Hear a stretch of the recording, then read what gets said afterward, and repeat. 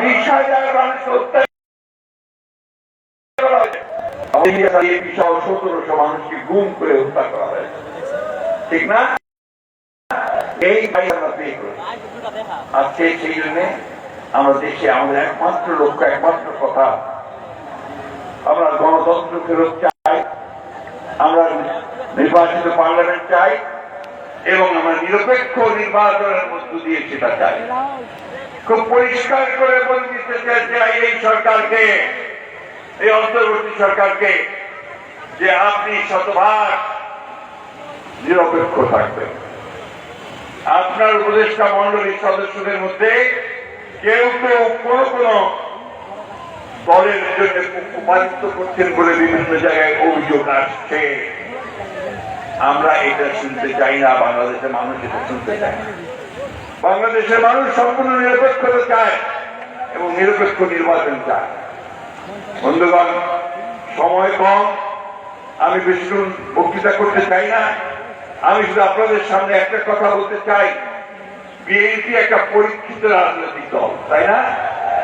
অনেক পরীক্ষা দিয়েছে। তো সেই বিএনপি জন্মের পর থেকে যখন থেকে বিএনপি জন্ম দিয়েছেন, এই বিএনপি কিন্তু এই দেশে শ্রমিক বিদেশে রপ্তানির ব্যবস্থা করেছে, তাই না?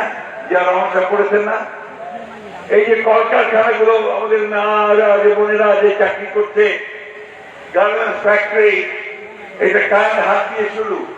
যারা রহমানের হাত দিয়ে শুরু। কি ছেলেরা জানো না তোমরা? জানতে হবে, এটা সম্পূর্ণ বিএনপির হাত দিয়ে শুরু। আজকে যে রেমিটেন্স, যে আয়, এই যে আপনার $32 বিলিয়ন এখন জমা হয়েছে, এটা শুরুটা করেছিলেন জিয়া রহমান সাহেব, আর খালেদা জিয়া এটাকে সামনের দিকে নিয়ে গেছে। মেয়েদের লেখাপড়া, দেশের বেগম খালেদা জিয়া ক্লাস 12 পর্যন্ত অবৈতনিক ঘোষণা করেছিলেন, পয়সা দিতে হবে না।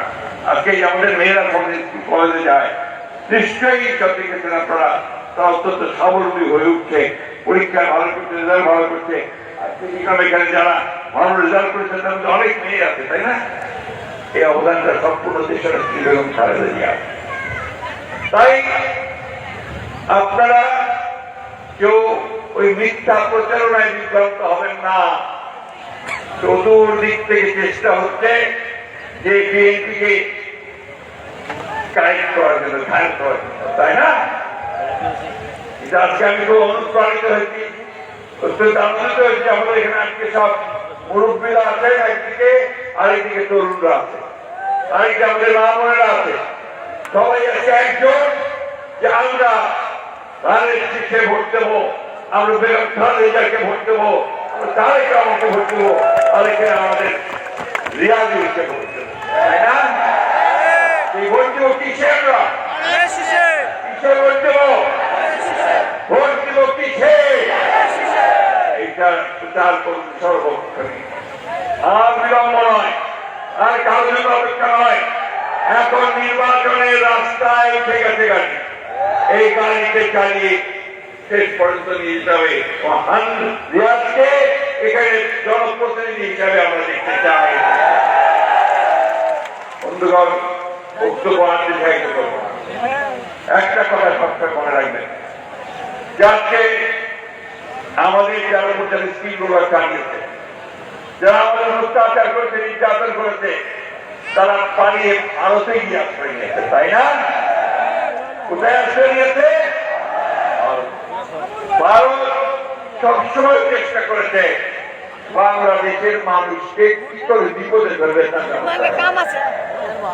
পানির হিসা আমাদের দেয় নাই, তিস্তার হিসা পাই নাই, ফারাক্কার ন্যায্য হিসা পাই নাই, কোন নদীর ন্যায্য হিসা আমরা এখন পর্যন্ত পাই নাই। আমাদের সীমান্তে গুলি করে হত্যা করা হয় নিরীহ মানুষদেরকে, পৃথিবীর কোন দেশে তা হয় না, হয় না। আমাদের নির্বাচনগুলোতে হস্তক্ষেপ করেছে, বিগত নির্বাচনগুলোতে তারা হস্তক্ষেপ করেছে।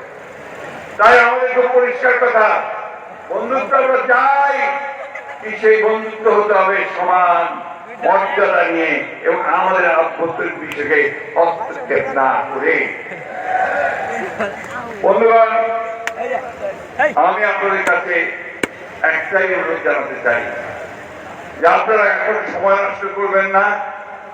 যারা বিএনপি ভালো চান, বিএনপির অঙ্গ সংগঠন, বিএনপি মা বোনেরা, আপনারা সবাই নেমে পড়েন, নির্বাচনে নেমে পড়েন, ধানের শীর্ষে নির্বাচন করতে নেমে পড়েন এবং তাদেরকে পরাজিত করেন যারা বাংলাদেশকে বারবার ভুল পথে পরাজিত করেছে, যারা পরিচালিত করেছে, যারা বাংলাদেশের সর্বনাশ করেছে, তাদের এই কোনদিনও যেন তারা ক্ষমতা আসতে না পারে তার জন্য আপনারা ব্যবস্থা করেন। এই কথা বলে আবার আমি আপনাদের ব্রিগেডিয়ার হান্নান সাহেব আত্মার মাগফিরাত কামনা করে এবং আমাদের রিয়াজুলের কে এখানে যেন সাফল্য পায়, আবারও তাকে সামনে আমি আপনাদেরকে দলের পক্ষ থেকে আপনাদের হাতে আমরা তুলে দিচ্ছি। ঠিক আছে, রিয়াজকে ভোট দিলেন কিসে? আমার যাবে কিসে? আমার যাবে কিসে? ধানের শীষের আওয়াজ দিয়ে গোটা গাজীপুরকে প্রত্যেকটা আসনে জয়যুক্ত করবেন, এই আহ্বান জানিয়ে আপনাদের সহযোগিতার আহ্বান জানিয়ে আমি বক্তব্য শেষ করছি। আসসালামু আলাইকুম, খোদা হাফেজ। বাংলাদেশ জিন্দাবাদ, বাংলাদেশ জাতীয়তাবাদ জিন্দাবাদ, শহীদ জিয়াউর হক বেগম খালেদা জিন্দাবাদ, তারেক রহমান জিন্দাবাদ, আমাদের ব্রিগেডিয়ার হান্নান অমর হোক, রিয়াজ জিন্দাবাদ। ধন্যবাদ। সকল নেতৃবৃন্দ ব্রিগেডিয়ার হান্নান শহীদ জিয়াউর রহমান এবং তাদের রুহের মাগফিরাত কামনা করে দোয়া করার জন্য বলবেন আজকের সভার সভাপতি জনাব ফজলুল হক মিলন ভাই। জনাব ফজলুল হক মিলন।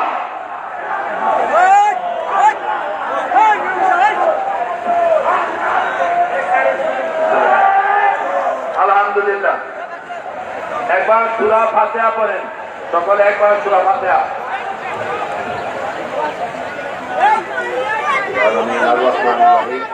مالك يوم الدين إياك نعبد وإياك نستعين اهدنا الصراط المستقيم صراط الذين أنعمت عليهم غير المغضوب عليهم ولا الضالين.